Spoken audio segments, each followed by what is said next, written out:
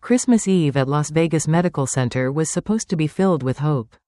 Or at least the comfort of family. Instead, the only sounds in my hospital room were the soft murmurs of my 2-year-old twins, Ethan and Emily, playing quietly in the corner, and the rhythmic beeping of the machines monitoring my failing body.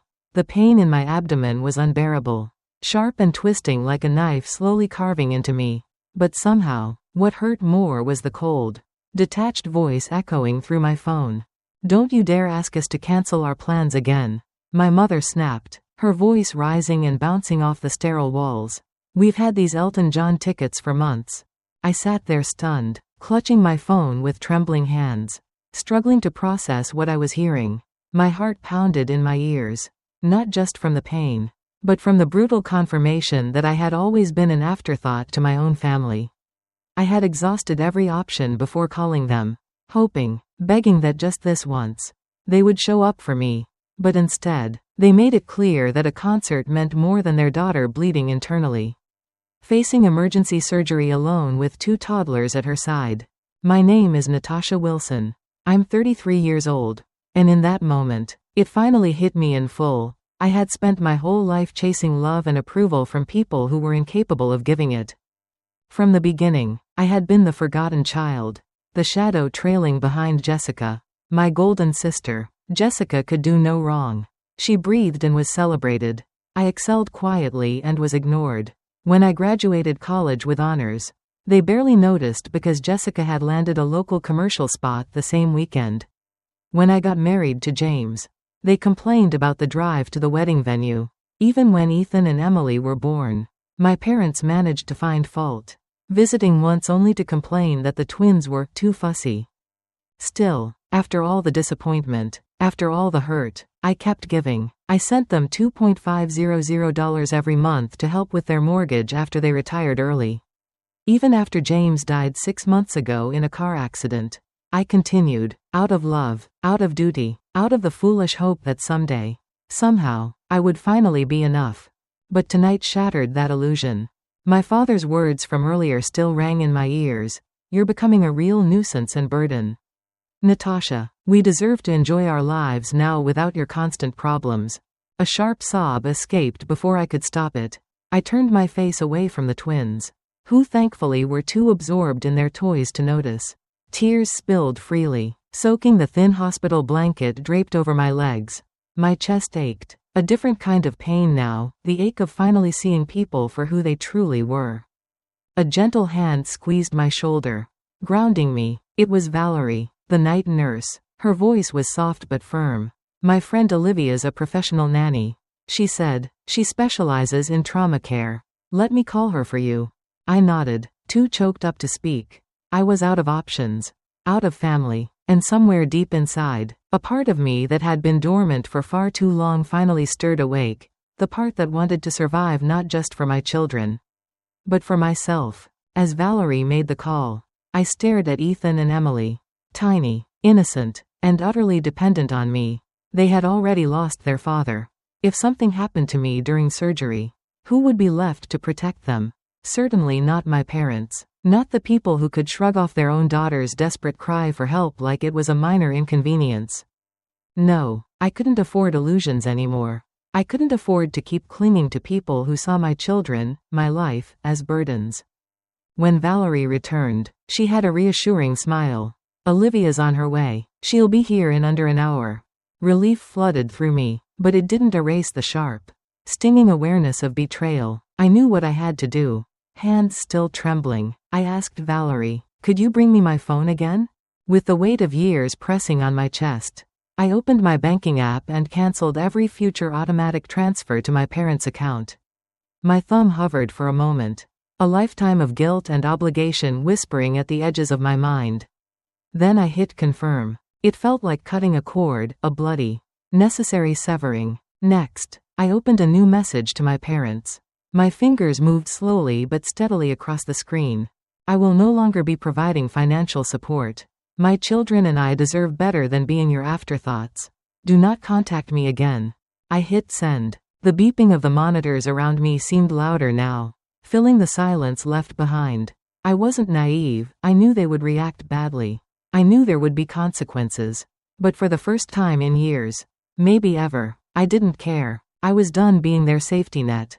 Done bleeding myself dry for people who would never be there when I needed them most. As they wheeled me toward the operating room, a strange peace settled over me. It wasn't happiness, not yet. It was something harder, forged in pain and betrayal, the first fragile seed of freedom. Because after tonight, I would never again beg for the love that should have been mine by right. And by the time I left this hospital, I wouldn't just be healing from surgery. I would be healing from a lifetime of being treated like I didn't matter. The surgery was a success. Or at least that's what they told me when I woke up hours later. Floating somewhere between consciousness and the heavy pull of anesthesia, I barely registered the bright lights or the distant hum of hospital staff. The only thing I felt clearly was the gnawing ache inside my body and the even deeper hollowed-out ache inside my chest. I survived. I should have felt victorious. But survival, it turns out, doesn't taste sweet when you wake up to an empty room. Olivia had been a godsend. Valerie wasn't lying when she said her friend was good with kids. Olivia had arrived just as they wheeled me into surgery. Her calm, competent presence wrapping around Ethan and Emily like a warm blanket. She stayed through the night, sleeping upright in a chair while my twins dozed fitfully beside her. When the doctors decided to keep me under close observation for several more days, Olivia didn't flinch. She simply adjusted, moving between the hospital and my apartment with a grace that made me want to cry. Meanwhile, my phone lit up like a Christmas tree with missed calls and texts from my parents. Not one of them asked how the surgery had gone. Not one of them asked if the twins were okay. Instead, the messages followed a nauseatingly predictable pattern: confusion, indignation, desperation. How could you do this to us? We've been counting on that money for our mortgage. You're being selfish. You're overreacting. You owe us. I turned the screen face down on the bedside table, refusing to let their words seep into the tiny, fragile peace I was trying to build. Valerie had been right. My children needed protection from people who saw them as burdens. And so did I. Jessica's texts were different. At first, she seemed genuinely confused. Mom and Dad said you were having some minor procedure. What's going on? Why are they freaking out about money? For a moment, anger flared, hot and blinding. Had she really bought their lies so easily? But then I remembered. Jessica wasn't the enemy. She was just another casualty of the twisted dynamic I'd spent my whole life surviving. I sent her the truth. Plain and raw, even as the pain meds made my fingers clumsy on the screen. I told her everything: the emergency surgery, the desperate call for help, the cruel refusal over Elton John tickets. Her response came faster than I expected.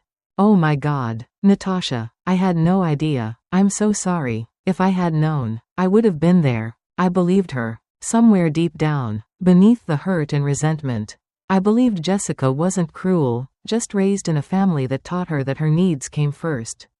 Always. Maybe now, maybe finally, she would start to see what I had seen for years. Recovery was slow. Every movement sent sharp jolts through my side, and the hospital bed felt more like a trap than a refuge. But with every painful breath, I made decisions. I hired Olivia part-time to help with the twins when I returned home.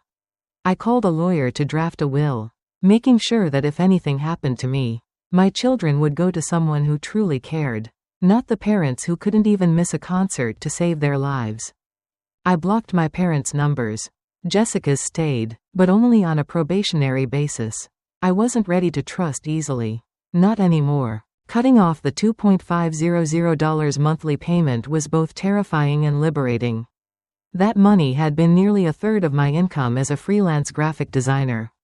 But for the first time in years, I started to think about what that money could do for my own family, my real family, Ethan, Emily, and me. Olivia stayed with me through the first brutal days home. She kept the twins laughing when I couldn't get out of bed. She taught me little tricks for managing the chaos of two toddlers with limited mobility. Every time I started to drown in guilt, she pulled me back with a steady hand and a simple truth: you're not abandoning anyone. You're saving yourself. The texts from my parents turned uglier the longer I stayed silent. They accused me of betrayal, of cruelty, of abandonment. They threw every guilt trip they could muster, desperate to regain control. But the part of me that had once been so vulnerable to their manipulation, that raw, bleeding place desperate for love, was slowly scabbing over. Jessica started visiting, cautiously at first, bringing home cooked meals and taking turns reading stories to the twins.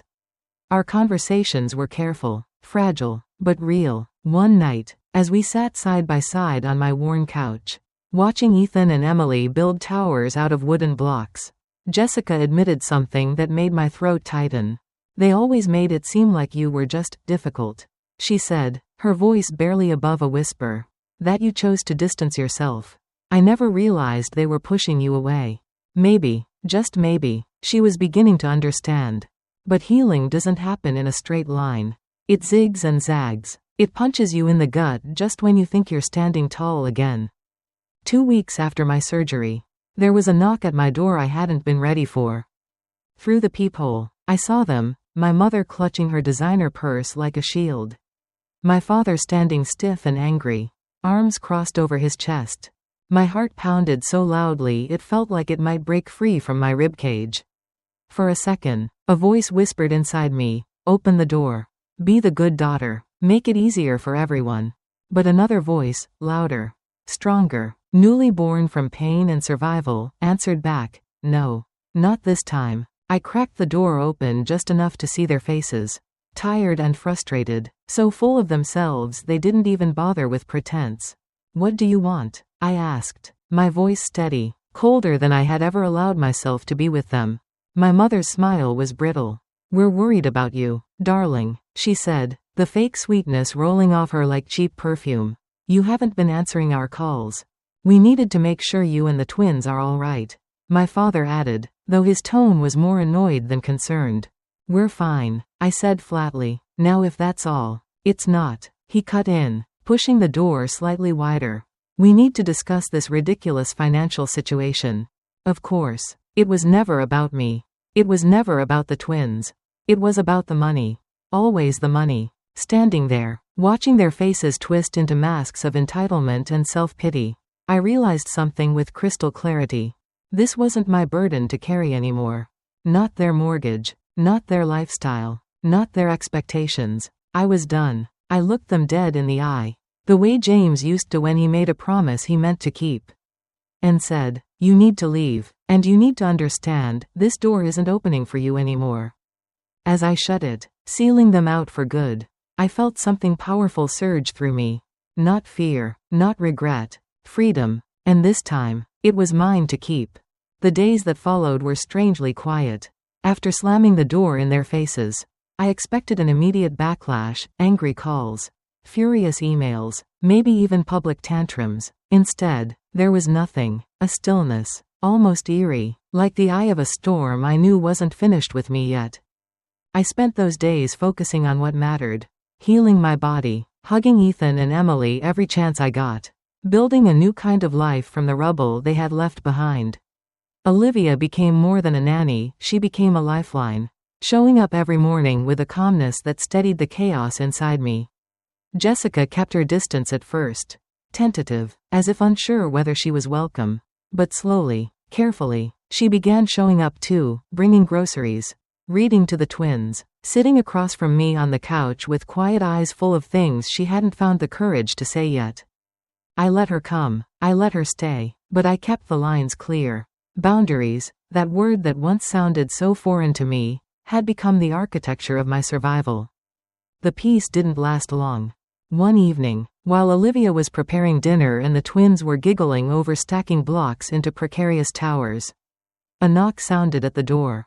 My body stiffened instinctively, an old reflex hard to shake. Through the peephole, I didn't see my parents this time. I saw my mother's sister, Aunt Patty, the designated peacemaker of the family. The one they always sent in to smooth things over whenever real accountability was required. I didn't open the door all the way, just enough to make it clear that she wasn't invited inside. "Natasha, honey," she began, plastering on a sympathetic smile that didn't quite reach her eyes. "Let's not make this bigger than it needs to be." I didn't respond. I let the silence stretch until she shifted awkwardly on her feet. "Your parents are struggling," she continued, voice dipping into that well-practiced tone of gentle guilt. They never expected you to actually cut them off. They counted on you. My throat tightened, but I kept my face neutral. Let her talk. They're facing foreclosure, she said, her voice dropping into a conspiratorial whisper. They need $144 to catch up on the mortgage. It's not just about them anymore, Natasha. It's about family. That word, family, used to gut me, twist me into knots of shame and obligation. But tonight, it slid right off my skin like rain on oiled leather. I'm sorry they're struggling, I said evenly, but my priority is my children now. Aunt Patty tried again, her voice sharpening at the edges. You owe them, Natasha, after everything they've done for you. I actually laughed. I couldn't help it. It came out raw, unexpected, ripping through the tension like a blade. Everything they've done for me? I repeated, my voice low, steady, like abandoning me on Christmas Eve while I bled internally? Like refusing to help the only grandchildren they have? Like living beyond their means while expecting me to clean up the mess? The mask slipped for just a second. I saw it, the flash of frustration. The realization that I wasn't the Natasha they thought they could shame back into compliance. I didn't slam the door this time. I didn't have to. I simply closed it, slow, deliberate, and locked it. The click echoing through the hallway like a final verdict. The next morning, the storm broke loose. My father sent out a mass email to the entire extended family. In it, he painted me as an ungrateful, selfish daughter who had turned her back on the very people who had sacrificed everything for her. He spoke of betrayal, of heartbreak, of financial ruin. Conveniently, he left out the part about refusing to help during my surgery. About missing their grandchildren's first Christmas without their father because they couldn't give up a concert. At first, I panicked. The old fear crept back in, whispering that everyone would believe them, that I would be cast out and alone again. But something inside me, that new, hard-won steel, pushed back. Jessica saw the email too. She was the first to call. Don't worry, she said without preamble. I'm responding. And she did, with brutal honesty and receipts. She told the full story, about my emergency surgery, about their refusal to help, about their lifestyle funded by my monthly payments. She didn't ask my permission. She didn't need to. She was finally standing where I needed her to stand, beside the truth. Others followed. Cousin Michael, Aunt Diane, even a few distant relatives I barely knew. Their replies poured in, private messages full of quiet support. Some laced with anger at the manipulation they had almost believed. Uncle Robert, didn't you just buy a boat last year? Didn't Aunt Diana get a diamond bracelet at Thanksgiving? Thought you guys were struggling. But sounds like you were living large. The truth had its own momentum. It didn't need me to defend it. It just needed space to breathe. And once it did, there was no putting it back in the box. Meanwhile, my life, the real one, the one that mattered, was blossoming. Slowly, carefully, but beautifully. The support group Valerie connected me to became a lifeline. Through them, I met Diana, a real estate agent and fellow widow, who helped me navigate options I hadn't dared to dream about, like selling my cramped apartment and buying a small house with a yard where Ethan and Emily could run free. I started a side business designing memorial websites, inspired by the one I had built for James. Clients trickled in, friends of friends, members of the support group, and for the first time in a long time, I felt like maybe, just maybe, I could build something real, something lasting, with my own two hands. And my parents? They spiraled. Their financial situation collapsed like a house of cards. They were forced to sell their home at a loss. The boat they loved so much going for pennies on the dollar. They moved into a cramped condo, their world shrinking around them. Jessica kept me updated, though I kept my distance. I didn't need revenge. Life was delivering its own justice. Slow and merciless. I wasn't angry anymore. I wasn't even sad. I was free. And the life I was building, brick by painful brick, was stronger and more beautiful than anything they had ever imagined for me. Because it was mine. And no one was ever going to take it away again. It's a strange thing, watching the people who once tried to control you unravel under the weight of their own choices. I didn't celebrate it. I didn't even really think about it most days. Life had a way of moving forward, pulling me along with it whether I was ready or not.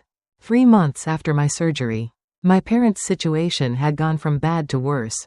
They sold the house, reluctantly parting with their precious lakefront view, and downsized to a modest condo on the edge of town. Jessica kept me updated in small, cautious conversations during her visits with the twins. Apparently, my father had finally sold his beloved boat too, grumbling the entire time about bad timing and unfair markets, like somehow the universe owed him better luck. They tried to spin the narrative, of course. Told anyone who would listen that I had abandoned them after years of selfless parenting. That they had sacrificed everything for me. And I had turned my back on them the moment they needed me most. But the cracks in their story were too deep to hold. Family members who had once believed every golden word now saw the truth for themselves. They remembered the stories, the Christmases missed, the graduations ignored, the emergency calls left unanswered. The whispers that had once floated around the edges of our family gatherings now came out into the open. Meanwhile, my world was expanding in ways I hadn't dared dream about just months earlier. Diana, the real estate agent from my support group, helped me find a small 3-bedroom house in a quiet neighborhood full of parks and playgrounds. It wasn't fancy, no marble countertops or manicured lawns, but it was ours. Ethan and Emily had their own rooms for the first time in their lives. A backyard with a scrappy little swing set. A kitchen big enough for coloring books to spread across the counters while I cooked dinner. I used some savings and took a small mortgage. But the payments were less than what my cramped apartment rent had been. For the first time since James died, I wasn't living paycheck to paycheck, balancing on the edge of financial collapse. The side business I'd started, designing memorial websites, grew faster than I expected. Word of mouth from my support group led to referrals. And referrals led to steady work. The projects were meaningful, tender. They let me use my skills to help others honor their own losses. Their own loves. It wasn't just about surviving anymore. It was about building something beautiful out of broken pieces. Olivia stayed on part-time, helping me juggle work and twin chaos. She became like family, slipping into our lives so naturally it felt like she had always been there. Neighbors dropped off casseroles when we moved in. Jessica spent weekends with us, showing up with grocery bags and tired apologies that eventually gave way to real conversations. For the first time in my life, I had a community, a real one, not bound by blood, but by choice, by love, by care freely given, not extracted through guilt or obligation. And I was different too. There were moments, of course, when the old guilt tugged at me. When Emily would toddle up with her stuffed giraffe and a lopsided grin. And I would wonder, just for a second, if I was wrong to deny my parents access to their grandchildren. But those moments didn't last long. Because the truth was simple and brutal, my children deserved better. Better than being pawns in a toxic game. Better than being loved only when it was convenient. One afternoon, while Ethan napped and Emily babbled to herself on the living room rug, Jessica sat across from me with a cup of coffee clutched in her hands. "They're blaming you for everything," she said quietly, staring into her cup like she could read the answers there. "They tell everyone who will listen that you promised to support them for life and then abandoned them without warning." I smiled, not with bitterness, but with a kind of weary acceptance. "Let them talk." Jessica looked up, startled. "That doesn't bother you?" "It used to," I admitted, "but the truth speaks for itself. And honestly, I don't owe anyone an explanation for protecting my kids and myself." Jessica nodded slowly, like she was still learning how to live outside the web we were both born into. It wasn't easy, unwinding years of manipulation disguised as love. But she was trying, and that mattered more than anything they could say behind closed doors. Meanwhile, my parents' financial situation grew even more dire. Jessica discovered they had taken out a second mortgage the year before, to buy the boat and invest in a friend's can't-miss startup scheme that, of course, collapsed. The text messages started again. Desperate now. No more pretending to care about my health or my children. Just raw, ugly pleas for money. Guilt trips laid out like traps. "We assumed you'd cool off and start sending money again. We can't survive without your support. You're letting us drown." I read the messages once and then deleted them. They weren't my responsibility. Not anymore. They had built a life on a foundation of entitlement and manipulation. And now that it was crumbling, they wanted me to shore it up with the pieces of mine. I refused. I had spent too many years bleeding myself dry to keep them comfortable. Now, my blood, my heart, my future, it belonged to my children, to the life I was rebuilding, to the woman I was becoming, one painful, glorious step at a time. 6 months after my surgery, as spring unfurled across the city, the twins and I sat on the back porch of our little house, watching fireflies dance against the darkening sky. Emily giggled, pointing at the tiny lights. Ethan clapped his hands in delight. And I realized, sitting there in the warm night air, that this right here, was everything I had fought for. Not revenge, not retribution, freedom. 6 months had passed since I slammed the door on my old life and dared to build a new one. Some days, it still felt surreal, how so much had shattered. And yet somehow, from the ruins, something better had begun to take shape. My world was smaller now, quieter, but it was mine, and it was real. The twins thrived in ways I hadn't even realized I was holding my breath for. Ethan was talking in full sentences, his imagination bursting out in wild, beautiful stories that filled our little house with laughter. Emily was fearless, climbing anything she could find, chasing the sun with every step. Sometimes I would just sit and watch them, soaking in the simple, staggering miracle that they were happy, despite everything. Despite the loss. Despite the chaos. Despite the people who were supposed to love us and chose not to. Then the letter arrived. It came one morning in an envelope so plain it almost disappeared under a stack of bills and grocery ads. No return address. No hint of what it held. I nearly threw it away without opening it. But something made me pause. A whisper at the edge of my mind. A thread I thought I had already cut. Inside, the handwriting was unmistakable, my mother's careful, slanted script. For a long moment, I just stared at it, the paper trembling slightly in my hands. Then, slowly, I began to read. It wasn't what I expected. There were no demands, no manipulations, no twisted attempts to rewrite history. Instead, it was an apology. A real one. My mother wrote about how she had spent months reflecting on her choices. How watching me rebuild a life without their help had forced her to confront some painful truths about herself. How her need for control, for validation, had blinded her to the ways she had failed me. How she had resented my independence because it highlighted everything she had never been strong enough to be. She didn't ask for forgiveness. She didn't even ask for contact. She simply said she understood if I never spoke to her again. But she wanted me to know she saw it now, the damage, the betrayal, and that she was sorry. I sat at the kitchen table long after I finished reading, the letter limp between my fingers, my coffee long gone cold. Part of me wanted to believe it. Part of me was terrified to. Jessica called later that night, her voice cautious but warm. She told me that after their world collapsed, she had convinced them, somehow, to try therapy. That my father, the man who had spent my entire life believing he was always right, had cried in their first session. That they were trying, really trying, to change. There was a time when I would have jumped at the chance to fix everything. To rush back into their arms and pretend the past didn't matter. But I wasn't that girl anymore.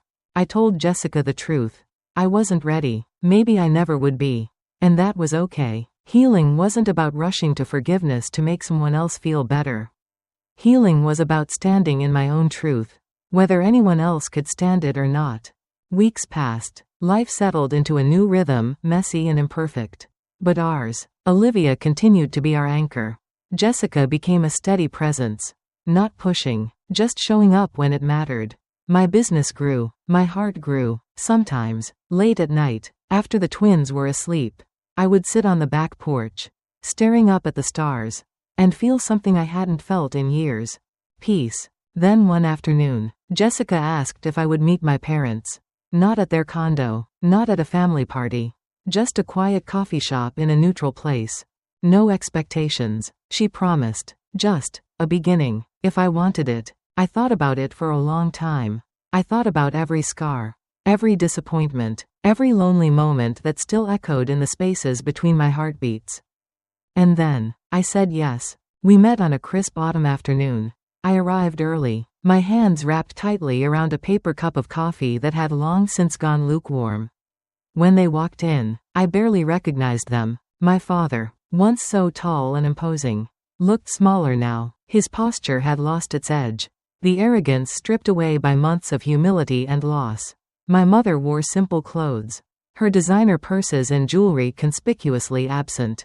They approached slowly, almost hesitantly, like they were afraid they might break something too fragile to fix. I didn't rise to hug them. I didn't smile. I just waited. They sat across from me, the silence thick but not hostile. For a moment, none of us spoke. Then, for the first time in my life, my father's voice broke as he said, "I'm sorry, Natasha. I was a terrible father. And an even worse grandfather. I don't expect you to forgive us. But I want you to know, we see it now." My mother nodded, tears slipping silently down her cheeks. She didn't try to touch me. She didn't make excuses. She just sat there, owning the wreckage they had created. I didn't cry. I didn't rage. I simply listened. When they finished, I spoke, not with anger, but with clarity. "I don't know what happens next," I said softly, "but if you want a relationship with me, with Ethan and Emily, it starts with respect. For me, for them, for the boundaries I've built to keep us safe." They nodded, both of them looking smaller, sadder, but maybe, finally, real. We agreed to start slow. Short, supervised visits. No overnight stays. No financial entanglements. No guilt. Maybe they would change. Maybe they wouldn't. But the difference was, this time, I wasn't building my hope on their promises. I was building it on my own strength. As I left the cafe, stepping out into the crisp sunlight, I realized something profound. I had spent so long waiting for my parents to love me the way I needed. To see me, to choose me, but I didn't need their love to be whole. I had already chosen myself. And that choice, fierce, painful, beautiful, had given me everything I had ever been searching for. Freedom, peace, a future. And this time, I wasn't letting go. And it was beautiful.